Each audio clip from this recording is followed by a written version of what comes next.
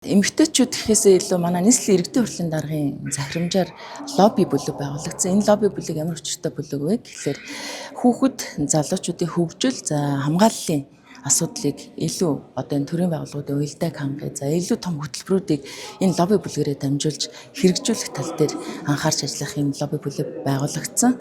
За энэ лобби бүлгийг бол миний бие ахалж байгаа.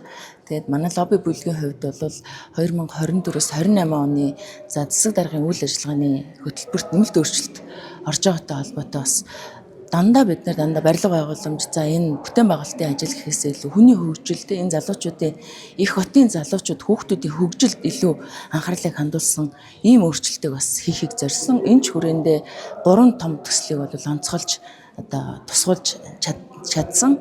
За энэ нь бол нэгт өнөөдөр Улаанбаатар хотод сая 700 гаруй мянган иргэн яг тогтмол оршин сууж байна. Энэний бараг 50 орчим хувь нь хүүхэд залуучууд байна тий. Яг ингэж чөлөө цагаа зөв боловсон өнгөрүүлэх, өөрийгөө хөгжүүлэх тал дээр бол үнэхээр тийм хүртээмжтэй нийгмийн барилга байгууламж тийм бас алга байна. Энэ хүрээндээ хүүхдийг хөгжүүлэх төв цуслан хэлбэрээр байгалийн сайханд байгуулах ийм 365 хоног үйл ажиллагаа явуулах ийм төвийг байгуулахаар бид нар хөгжлийн төлөвлөгөөнд бас тусгаж байна.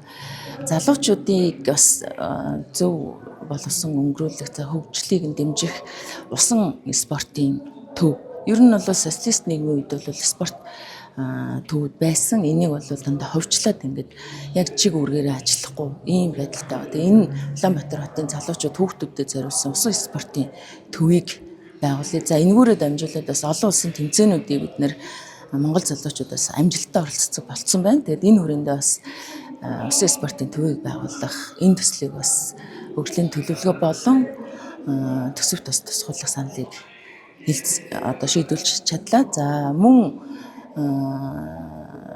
UB Arena дандаа бид нэр хувийн